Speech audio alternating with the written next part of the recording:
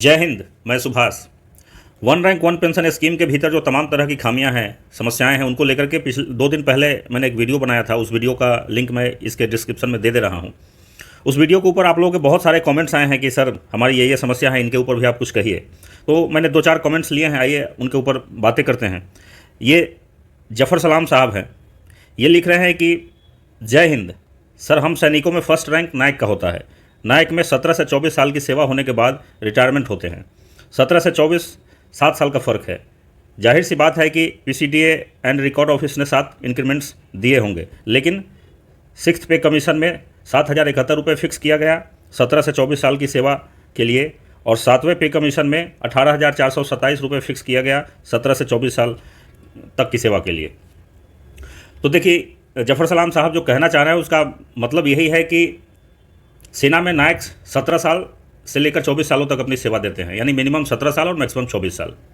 तो जाहिर सी बात है कि जो लोग 17 सालों के बाद रिटायर हो जाते हैं उनकी पेंशन कम होनी चाहिए, और जो लोग 24 साल सेवा देकर सेवानिवृत्त होते हैं उनकी पेंशन ज़्यादा होनी चाहिए। लेकिन 6th पे कमीशन में 17 से लेकर 24 सालों की सेवा के लिए एक ही पेंशन निर्धारित कर दिया गया 7,071 रुपये, और 7th पे कमीशन में इसी में 2.57 से मल्टीप्लाई करके और नई पेंशन का निर्धारण किया गया।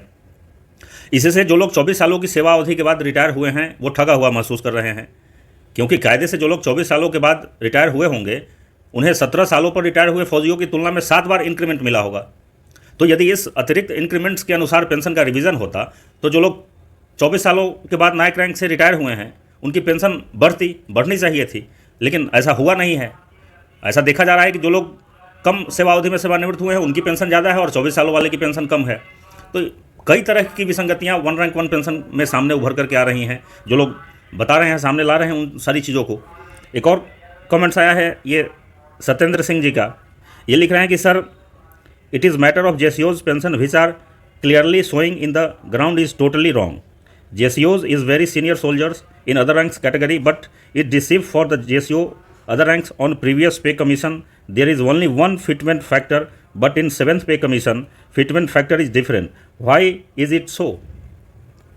इनका कहना है कि पिछला जो 6th पे कमीशन था उसमें जवान, जेसीओ, अदर रैंक सब के लिए एक समान फिटमेंट फैक्टर था, लेकिन 7वां पे कमीशन में जेसीओ और अदर रैंक्स के लिए 2.57 फिटमेंट फैक्टर किया गया, और जो ऑफिसर हैं उनके लिए 2.62 से लेकर 2.72 तक किया गया।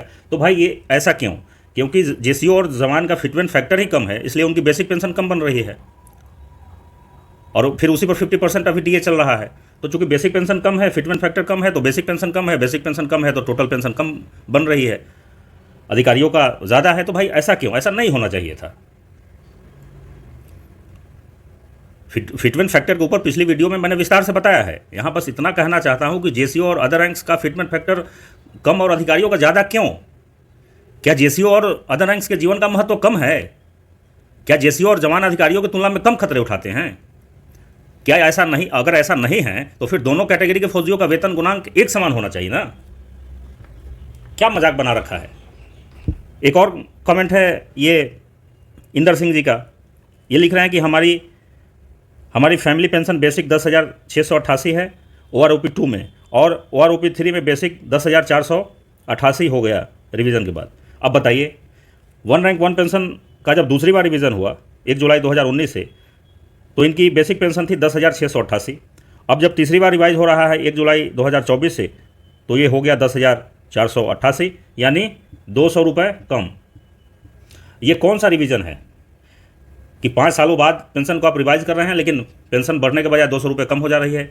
इन 5 सालों में 5 बार इंक्रीमेंट मिला होगा ना जो लोग सर्विस में हैं। इससे यही पता चलता है कि कितने शानदार तरीके से वन रैंक वन पेंशन को लागू किया जा रहा है। OROP को 5 सालों के बाद रिवाइज किया जाता है। पिछली बार 1 जुलाई 2019 को रिवाइज किया गया था, अब 1 जुलाई 24 से रिवाइज किया जा रहा है। इन 5 सालों में सेवारत लोगों के वेतन में 5 बार इंक्रीमेंट हुआ होगा। तो फिर आश्चर्य होता है कि जब पेंशन को अपडेट किया जा रहा है तो पेंशन बढ़ने के बजाय घट जा रही है। क्या मजाक है भाई। एक और आदेश कुमार जी का आया है कमेंट की, सर सेना में केवल एक ही रैंक है, वो है सूबेदार वाई ग्रुप, जिसके साथ पेंशन में लगातार धोखा हुआ है। सूबेदार वाई ग्रुप 30 साल वन रैंक वन पेंशन में इनको 32,614 रुपये पेंशन मिल रही थी, OROP-2 में 31,000 और OROP-3 में 31,500 और OROP-1 के 28 साल के सूबेदार की पेंशन आज भी 30 ईयर के सूबेदार से ज़्यादा है। Request video please. इनका भी लगभग कहना वही है जो पीछे मैं बोल चुका हूँ कि 30 साल वाले की पेंशन कम है और 28 साल वाले की पेंशन ज़्यादा है। और 1 रैंक 1 पेंशन का जब पहली बार रिवीजन हुआ तो इनकी पेंशन बन रही थी 32,614। जब OROP-2 में दूसरी बार रिवीजन हुआ तो ये घट के हो गया 31,000 और फिर अभी OROP-3 में मात्र 500 रुपये की बढ़ोतरी हुई है। यानी अभी भी ये OROP-1 जो मतलब 1 जुलाई 2014 से लागू हुआ था, यानी 14 में इनकी पेंशन थी 32,614 रुपये और 10 सालों बाद अभी भी इनकी पेंशन बन रही है 31,500 रुपये। अब सोचने वाली बात है कि ये कैसा 1 रैंक 1 पेंशन का रिवीजन हो रहा है, क्या ही कहा जाए इसके ऊपर। अब आप लोग कहेंगे कि समाधान क्या है, इसका समाधान क्या? तो मैं पिछली वीडियो में भी बोल चुका हूँ कि मैं तो सिर्फ समाधान ही आपको बता सकता हूँ, मेरे पास तो कोई अथॉरिटी है नहीं। करना आप लोगों को पड़ेगा। अगर आप लोग सोचते हैं कि आप अपने अपने घरों में बैठे रहेंगे और सरकार आपकी समस्याओं का समाधान कर देगी तो यह कपोल कल्पना मात्र है। आपको सरकार के समक्ष बहुत जोरदार तरीके से अपनी बात रखनी चाहिए। जैसा कि मैं पहले भी कह चुका हूं कि आंदोलन लोकतंत्र का श्रृंगार है। जब सरकारें अपनी बात, आपकी बात नहीं सुनती, कोर्ट में आपको केवल तारीख पर तारीख मिल रही है, फिर आंदोलन का ही रास्ता अपनाना चाहिए। यही एक विकल्प बच जाता है। लोकतंत्र में शांतिपूर्ण आंदोलन करना हमारा फंडामेंटल राइट है।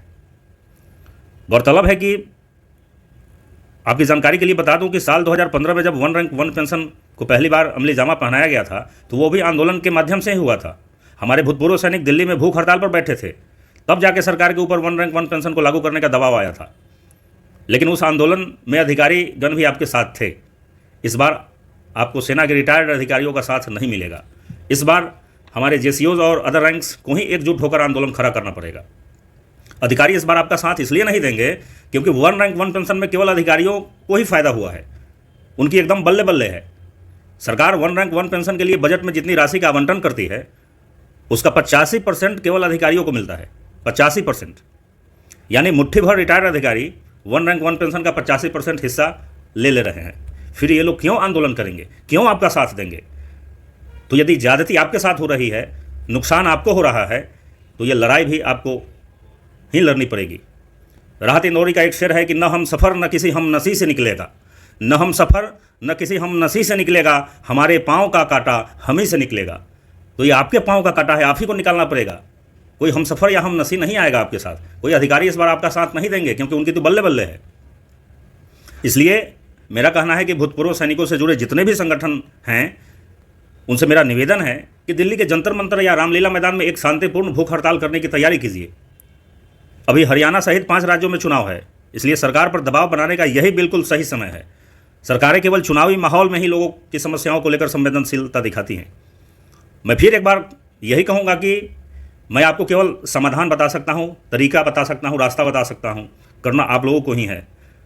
दुष्यंत कुमार ने भी कहा है कि सिर्फ हंगामा खड़ा करना मेरा मकसद नहीं, सिर्फ हंगामा खड़ा करना मेरा मकसद नहीं, मेरी कोशिश है कि ये सूरत बदलनी चाहिए। मिलते हैं अगली वीडियो में। जय हिंद।